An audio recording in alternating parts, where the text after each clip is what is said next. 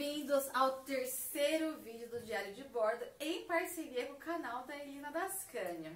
Se você não viu os primeiros vídeos, para tudo que você não vai entender a história de vida da Lia.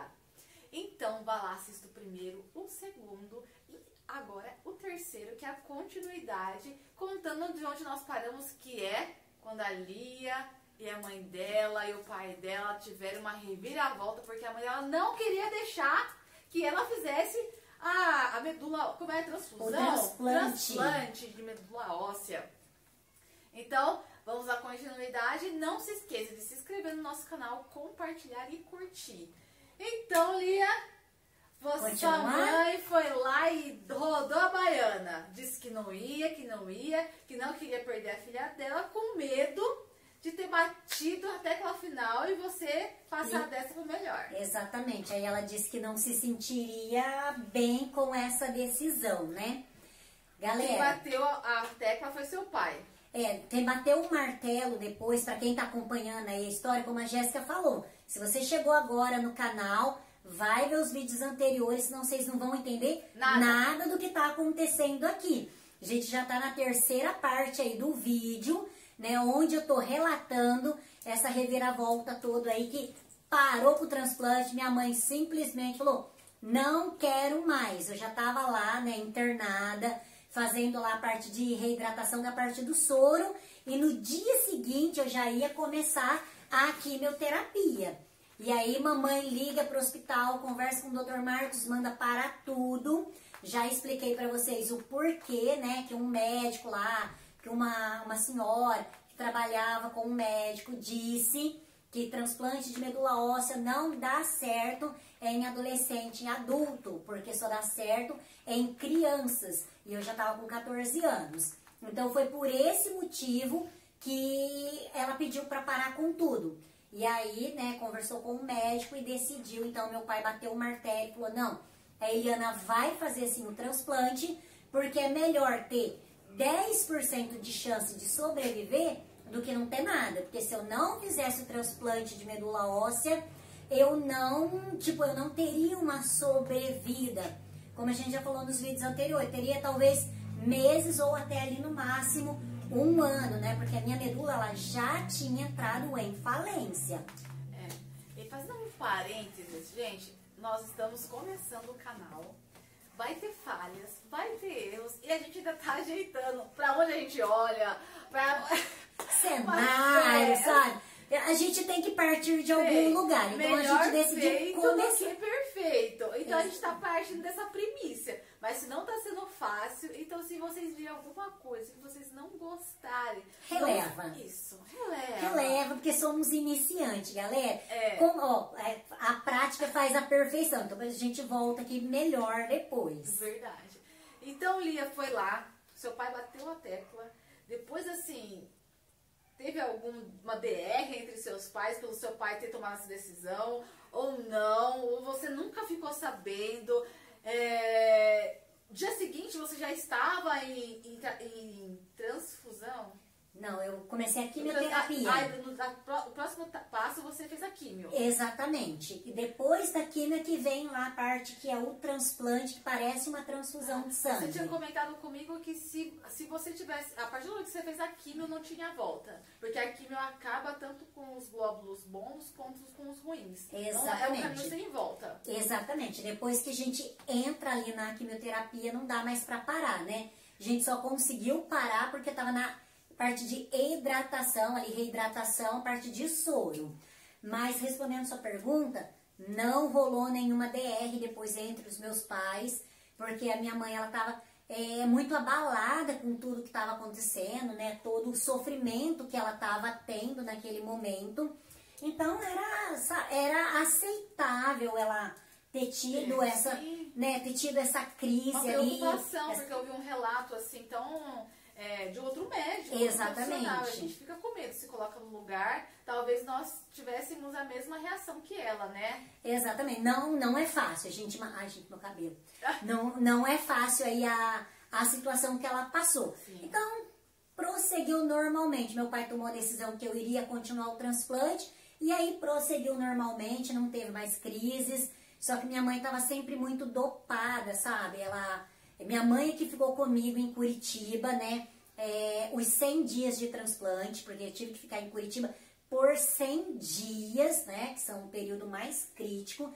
Então, minha mãe que acompanhou, meu pai precisou voltar para continuar trabalhando, porque tinha os outros filhos ali para sustentar, mandar dinheiro pra gente que tava em Curitiba, né? Então, ela ficava comigo no quarto. Quando vocês verem foto que a gente colocar no final do vídeo, você vai ver que ela tá sempre assim, meio que, vocês observam que ela tá meio dopada, né? Porque sim, o sofrimento pra ela ali tava muito grande, né? Eu tava encarando mais com tranquilidade, com leveza, mas ela sabia os riscos que eu estava correndo naquele momento, né? Verdade. Elia, o próximo passo foi o passo que eu acredito que é o mais difícil, a químio. A químio. A gente sempre acha que nós somos diferentes de todo mundo, né?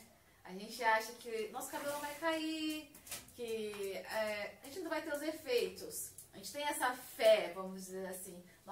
A gente quer acreditar que a gente é feito de uma matéria diferente das demais pessoas, né? Você teve isso? Com certeza, gente. Eu era aquela pessoa fora da curva, tá? Quimioterapia, cabelo de todo mundo caiu. Ah, mas o meu não vai cair, não. Eu tenho tanta fé em Deus que não, meu cabelo não vai cair. Gente, eu tinha um cabelo assim, ó, quase na cintura, muito maior do que é hoje, né? E aí, quando eu comecei a fase de quimioterapia, a equipe de enfermagem pediu para cortar meu cabelo. Chorei horrores, né? Porque querendo ou não, adolescente, né? Mulher, a gente tem vaidade, sim, a gente acredita que o cabelo não vai cair. Aí o de todo mundo cai, mas o meu não vai cair, né? Infelizmente, quimioterapia, a gente sabe, é uma medicação muito agressiva, não tem jeito, o cabelo cai. E aí, quando eles cortaram o meu cabelo... Foi o primeiro passo. Antes da quimio, eles já pediram pra cortar o seu cabelo? Assim que eu comecei a quimio, eles pediram pra cortar o meu cabelo, cortou assim mais chanelzinho, porque eles sabiam que ia cair, meu cabelo era muito comprido, e eles sabiam que eu ia sofrer demais vendo a situação, né? E aí fiz um chanelzinho, aí fiz lá os 7 dias de quimioterapia normal. O cabelo, ele começa a ir ficando mais solto, né? Mais solto. Ele vai soltando da cabeça. Ele não chegou assim, no 7º dia que eu terminei a quimioterapia, o cabelo caiu. Não, ele foi caindo aos poucos. Sabe quando você passa a mão assim e o estufinho vai caindo? Então, aos poucos, ele foi caindo. E aí chegou o momento que eu decidi raspar a cabeça. Eu acho que até pra pessoa é melhor tomar essa decisão, né? É muito difícil deixar alguém tomar uma decisão, uma coisa tão nossa. Que é o nosso cabelo, é a nossa beleza, a gente tem que tomar. Não, eu tomei a decisão de cortar. Eu tomei a decisão de raspar, né? Porque de cortar não partiu de mim. Mas na hora que eu vi, assim, que o cabelo passava a mão, o cabelo tava soltando, né? Tinha hora que eu olhava pro chão, assim, ou mesmo na cama que ficava... tava internado, né? Você fica muito tempo deitado, levantava, o cabelo tava todo no travesseiro. Eu tomei a decisão mesmo de raspar meu cabelo no dia que eu fui no toalete lá no hospital, e aí eu me abaixei, eu fiz alguma coisa e baixei a cabeça. Na hora que eu voltei, eu olhei pro chão de novo, tava, tipo, meu cabelo começou a soltar da minha cabeça, tipo, os tufos, tava caindo muitos tufos. E aí eu tomei a decisão, eu pensei, falei, não, chegou a hora mesmo de cortar meus lindos cabelos, né? E aí eu chamei a enfermagem, falei, ó, chegou o momento, vamos cortar. E aí, né, parece aquela novela lá que vocês assistiram, não me lembro mais, não sei se é Por Amor. Por Amor. Acho que é Por Amor, né? Com a Carolina Dickman, né, que corta, mas ainda... Eu acho que é Por Amor. Mas eu raspei primeiro, a novela foi depois, mas, né, foi mais ou menos aquela cena lá, eles vindo com a maquininha assim e tirando todo o meu cabelo. Eu achei que eu fosse sofrer muito mais com isso, mas... já tava caindo, acho que eu sofria mais de ver caindo do que raspar a cabeça. Verdade. Então, assim que terminou de raspar, que eles passam a maquininha, fica indo o cabelo bem baixinho, aqueles tufos. Aí a enfermagem pegou uns esparadrapo, veio aqui, a senhora fazia assim, ó, puf, puf. E aí saía todos os fiozinhos, fiquei com aquela cabecinha lisa. Vocês já ouviram falar em ET? Então, gente, acho que fui eu que vocês viram, porque assim... fica parecendo um ET, né? Porque querendo ou não, o cabelo parece que ele emoldura o rosto, mulher tem vaidade. Então, quando a gente se olha e se vê sem cabelo, é uma visão totalmente diferente. Ainda mais eu, que tinha feito a quimioterapia, eu tive muita mucosite, eu tive muita infecção na minha boca. Então, a minha boca por dentro, ela ficou toda estourada, né? Cheio de feridas, ficou em carne viva. A boca, o esôfago, o estômago, o intestino. Então, eu tive muita mucosite, são várias lesões, que é uma consequência do transplante também. E eu fiquei muito inchada. Então, eu pesava quase nada. Eram uns 30 e poucos quilos, não chegava a 40 quilos, né? Eu com 14 anos. Mas se olhar pra mim, que eu vou colocar foto pra vocês verem depois, eu tava com o rosto muito inchado, eu fiquei muito inchada. Então, na hora que você se vê sem cabelo, toda inchada, causa um impacto, não tem jeito, a gente tem vaidade. Então, querendo ou não, pra mim, foi um momento difícil. Nessa hora que você se viu inchadinha, carequinha, você sentiu o peso da doença, Lia? Senti, foi um momento que parece que a ficha cai, né? Apesar de eu estar ali cheia de lesões, etc., o se ver careca, se ver a transformação física é mais impactante, né? Então, assim, é como se eu tivesse perdido a minha identidade naquele momento. Eu olhava e não me reconhecia, entendeu? Nossa, que interessante você falar isso. Então, você teve uma perda de si mesmo. Porque você se olhava, sabia que era você, mas não reconhecia a pessoa que se via no espelho. Exatamente, porque muda muito, né? A gente tá enfrentando uma doença muito agressiva, uma quimioterapia muito agressiva, então abala. Mas eu me deixei me abalar, assim, por muito pouco tempo. Depois eu pensei que a vida é muito mais importante, o meu cabelo ele iria crescer novamente. Então eu tinha muita certeza que o transplante ia dar certo, apesar de tudo meio que dizer que poderia dar errado, eu tinha muita certeza que ia dar certo, né? Entendi. E graças a Deus tô eu aqui, ó, cabeluda de novo, contando essa história pra vocês, né? Isso, você sobreviveu, é uma sobrevivente.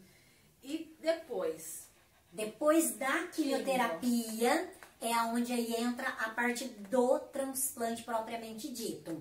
Ah, gente, eu não contei pra vocês, né? Tipo assim, a cirurgia que eu fiz no transplante não é propriamente dito o transplante. Porque o transplante, ele parece muito uma transfusão de sangue, né? Tirou lá a medula da coluna do meu irmão, que é uma bolsinha de sangue mais ou menos desse tamanho, né? Que é o tutaninho ali que fica dentro do osso.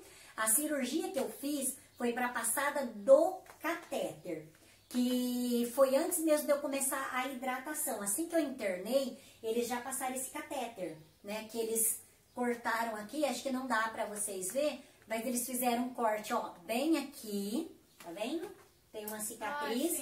Então, eles fizeram um corte aqui, eles passaram um catéter, um tubo, onde vinha até o coração, né? E aqui, assim, tem 3 furinhos, que é onde saía esses tubos. Então, ele entrou pelo pescoço, aqui pela jugular, entrou pelo meu coração, 3 tubos, gente, né? Eu sou fraca com essas coisas. 3 pontas, assim, não é?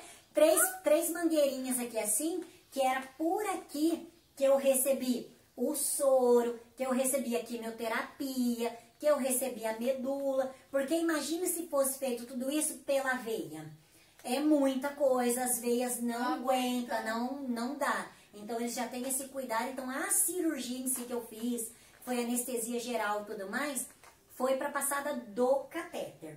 Porque o transplante, quando chegou, né, que já estava tudo conectado, o catéter já estava ligado certinho, chegou a minha bolsinha de sangue, eles simplesmente conectaram nesses tubos, e aí eu comecei a receber essa infusão, né, que é como se fosse uma transfusão de sangue. E aí, corria o risco de, na hora que o sangue tivesse essa medula, tivesse entrando, assim que ela começou a entrar, eu já poderia ter uma reação ali, ter uma rejeição que poderia me levar a óbito. Lembrando que eu já tinha feito a quimioterapia, já tinha zerado ali todas as minhas defesas, né? Então eu estava muito suscetível a acontecer várias intercorrências ali. Mas graças a Deus, né, começou a entrar, foi tranquilo, chegou até a metade sem nenhum problema. chegou ao final ali daquela bolsinha, tudo certo. Enquanto eu estava lá no hospital recebendo a medula, as escolas aqui de Montemor, as igrejas, estava todo mundo em corrente de oração. Porque todo mundo sabia do risco que era esse transplante.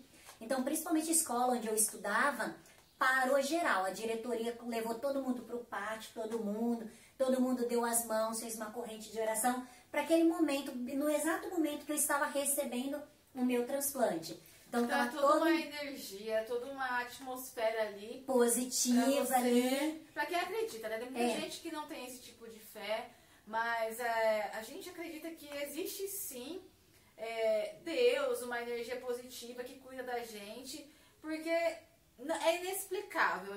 As pessoas que passam por esse quase morte, né, Lia? Sim. Elas entendem e sentem que realmente existe essa força. Essa divindade, né? Essa força que vem de todos. Nós somos um todo. É que a gente não consegue pensar mais em grande escala, vamos dizer assim, né? A gente vai meio que perdendo os valores, mas sim, nessa época tava todo mundo em corrente de oração, rezando, orando, as igrejas evangélicas, católicas, escolas, tava todo mundo ali numa corrente de oração, mandando essas energias para mim, né, que ia dar certo, e deu. Tanto é que recebi toda a bolsinha ali sem nenhum problema, sabe? Não houve rejeição. Não deu nenhuma reação ali no momento, recebia, sabe? Foi tranquilo.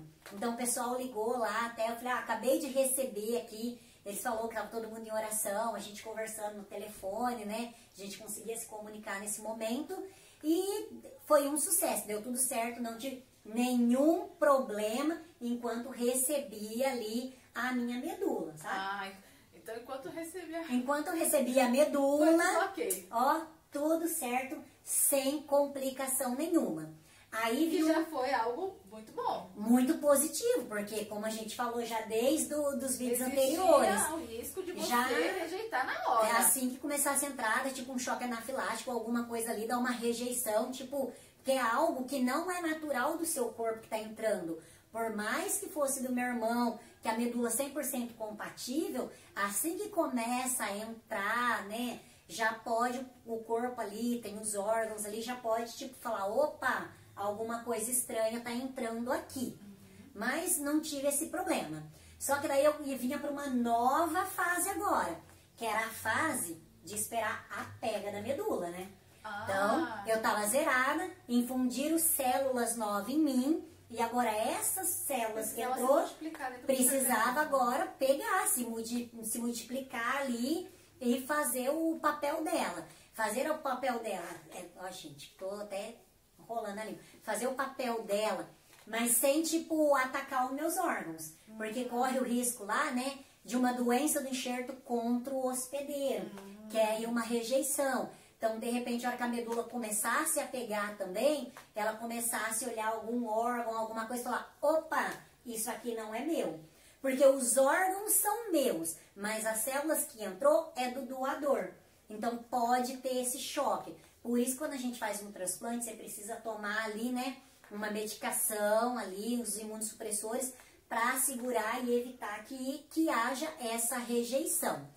Então, a medula, ela leva ali em torno de 12, 15 dias. Assim que você infunde, já é para ela começar a se multiplicar, né?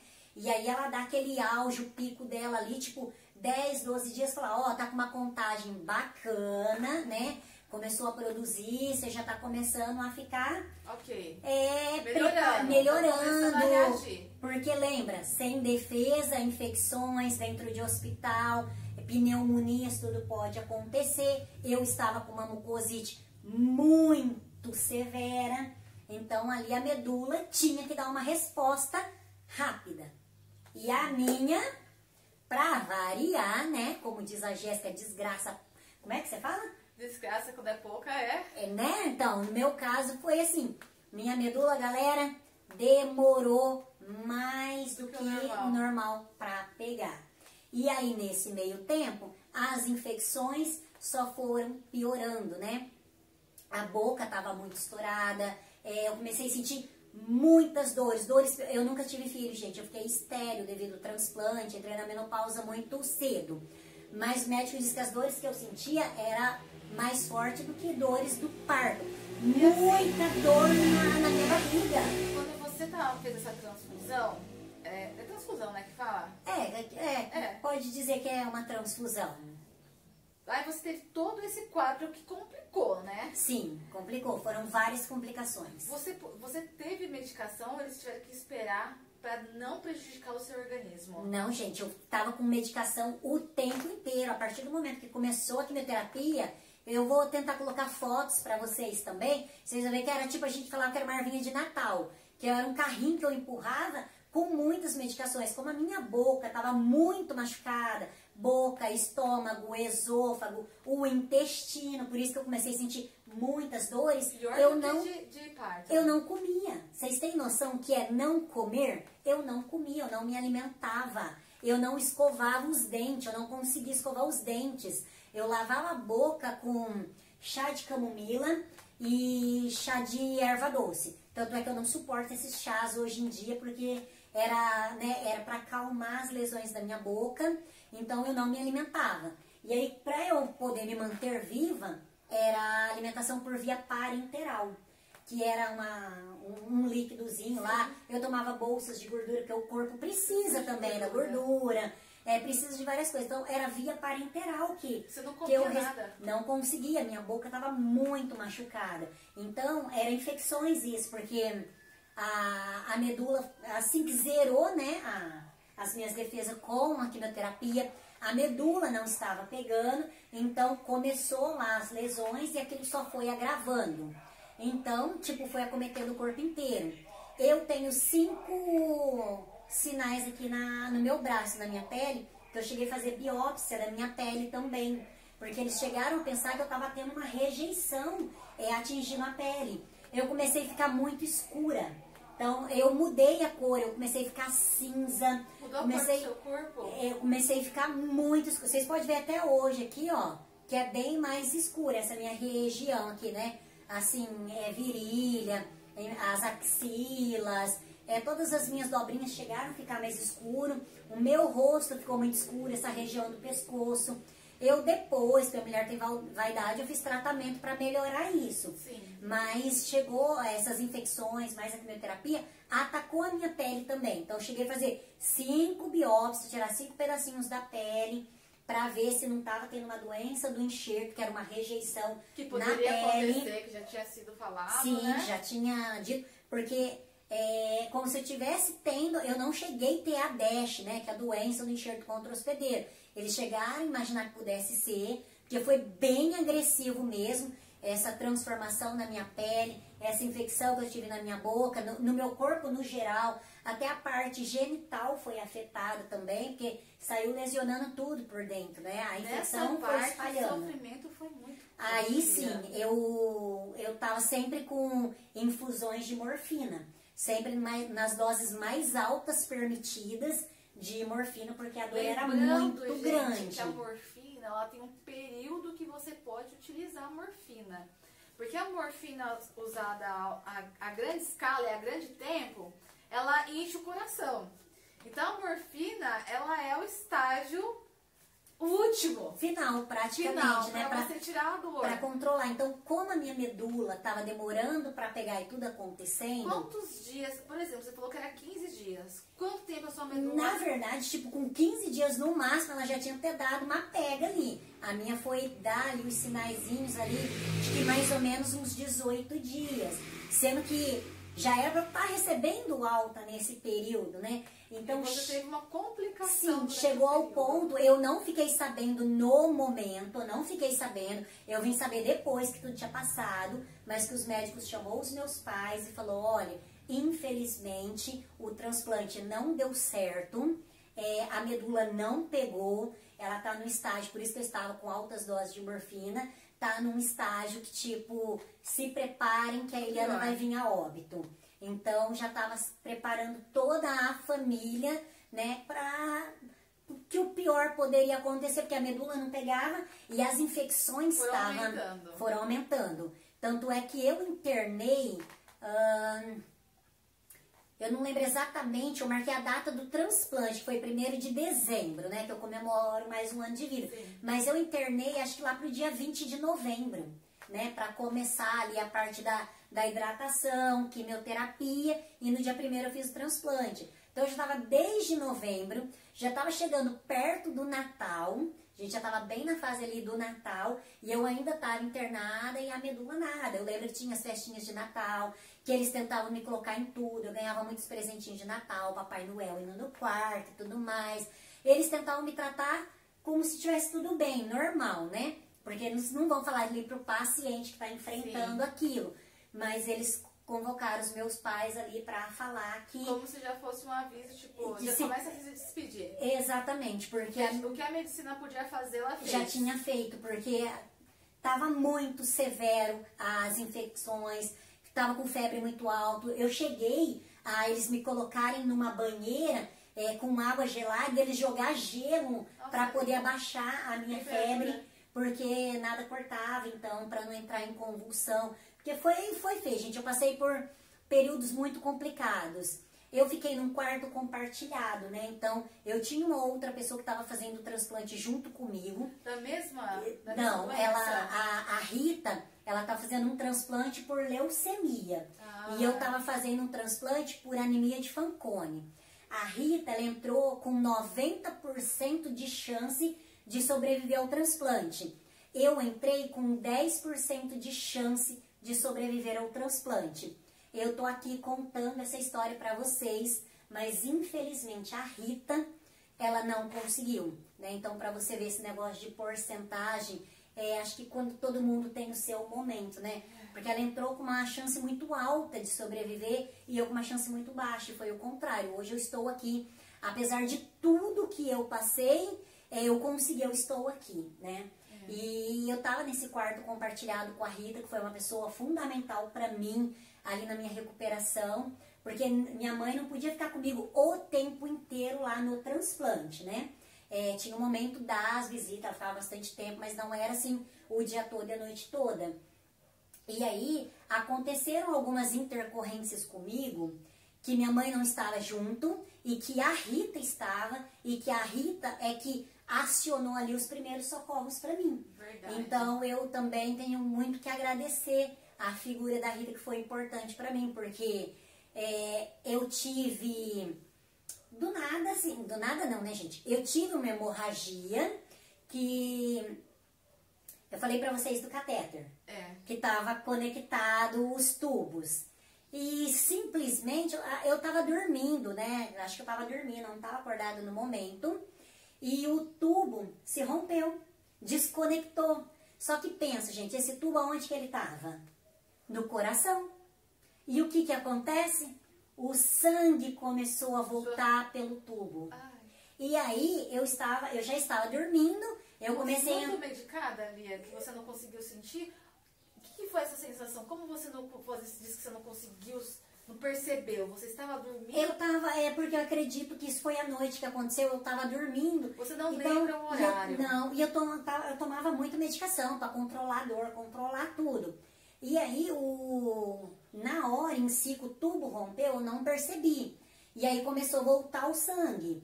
E aí eu percebi que, né, na hora que começa a te dar uma coisa ruim, você começa a convalescer ali, né? Você já não tá... Você se sentiu esvaindo? Exatamente. E só que até eu começar a sentir, já tinha saído muito sangue. E a minha sorte é que a Rita estava no quarto, e a Rita estava como um anjinho da guarda ali, estava acordada naquele momento. Ela percebeu o que estava acontecendo, imediatamente ela chamou socorro, chamou ali a equipe, né? E a equipe veio, então na hora que começou a acontecer, que eu me levantei, que eu olhei, né, com os médicos chegando, o colchão ali, a roupa de cama já estava lavada de sangue. Eu olhei assim, já que eu comecei a me sentir muito mal, que é o sangue saindo do seu corpo, né? Aí eu vi aquela poça de sangue, e aí os médicos vieram imediatamente ali, conectar, religar tudo, e aí eu precisei de uma transfusão de sangue. Mas eu sei que nesse meio aconteceu uma coisa muito legal. Mas... Então, só que eu dizia, eu sei o que ela vai dizer, que foi o meu IQM. Verdade. Que eu dizia pra vocês que eu não lembrava como foi que o meu IQM aconteceu. E aí, em conversa com a minha mãe, novamente, em conversa com a minha irmã, foi que eu descobri que foi desse episódio do sangue, do tubo que estourou, que eu precisei de uma transfusão de sangue, porque eu queria entender o que aconteceu na minha IQM, né? Na minha Porque, experiência assim, de quase morte. Hoje em dia, a gente tem muita informação divulgada por canais igual o nosso, que começou a querer compartilhar e entender o que realmente acontece, que a medicina não acredita, ou que até considera, mas não leva isso a um fundo, a algo mais profundo, né? Às vezes a gente lida tanto com a vida e com a morte que a gente não consegue entender o que está além da vida e da morte, né? Dessa atmosfera. Então, naquela época, quase 30 anos, né, Lia? Quem sabia o que era EQM?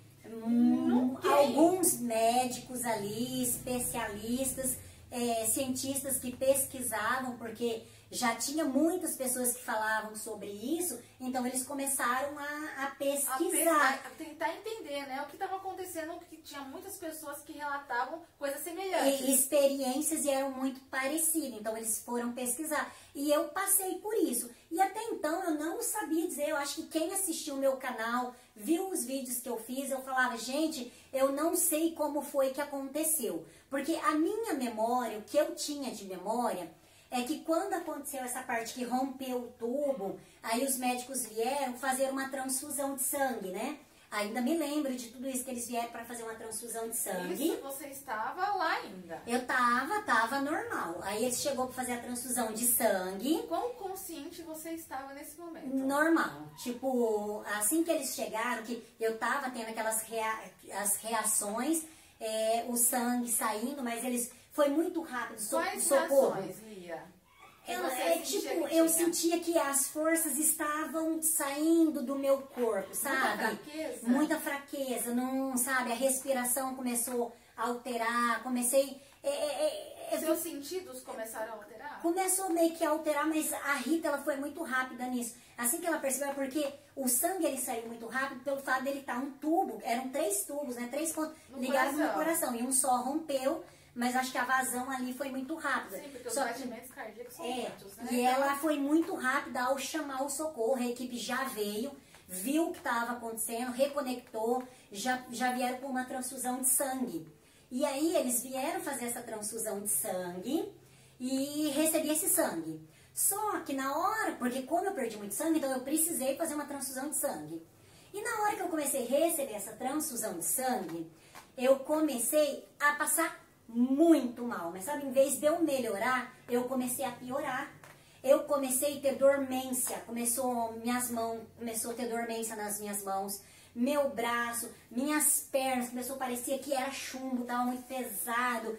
E aí eu comecei a sentir adormecendo o meu rosto, e aí eu comecei a gritar para os médicos, eles estavam ali fazendo a transfusão, eu comecei a gritar que eu tava passando mal, que eu ia morrer, pelo amor de Deus, me ajuda, que eu ia morrer. Você sentia que você ia morrer? Eu sentia que eu ia morrer, eu comecei a gritar pra eles, o meu coração vai parar, porque começou a adormecer tudo, começou a adormecer o rosto. Começou pelas extremidades? Começou mão, perna, né, os pés, a mão, foi meio que adormecendo, aí começou a adormecer meu rosto. Eu sentia bem aqui na bochecha adormecendo.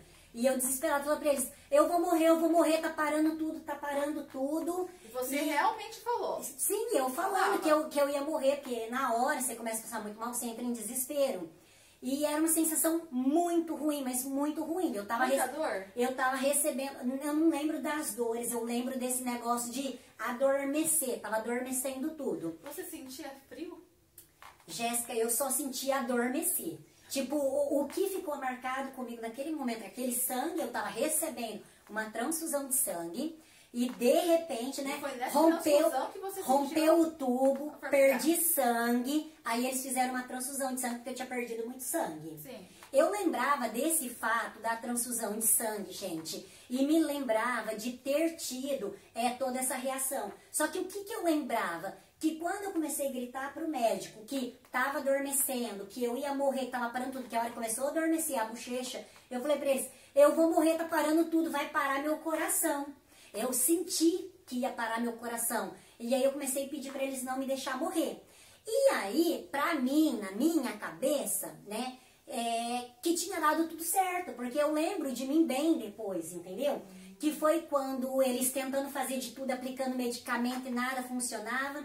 De repente, um médico que estava lá olhou para a bolsa de sangue e falou, desconecta. Na hora que eles desconectou o sangue, para mim, que naquele momento tinha tirado tudo com a mão. É como se tivesse passado tudo aquilo. Lia, eu vou, assim, eu não queria cortar porque tá no momento, no ápice da história. Porém, o nosso vídeo já tá quase 40 minutos.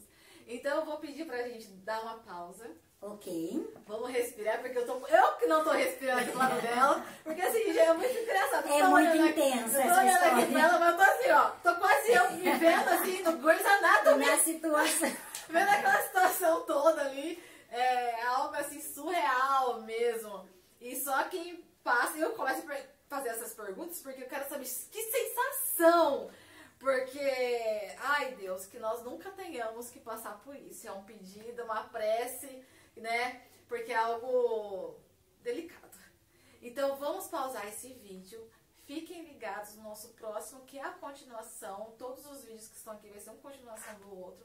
Não se esqueça de se inscrever no nosso canal, curtir, compartilhar. Fiquem ligados, porque a próxima experiência também vai ser o relato da EQM e da Lia. Exatamente. No próximo episódio, a gente vai falar sobre a minha experiência de quase morte. Então fica ligadinho, não perca essa experiência que vai ser bem bacana aí pra quem tem curiosidade. E ó, beijinho, a gente já volta. Daqui a alguns minutos estamos aí. Tchau!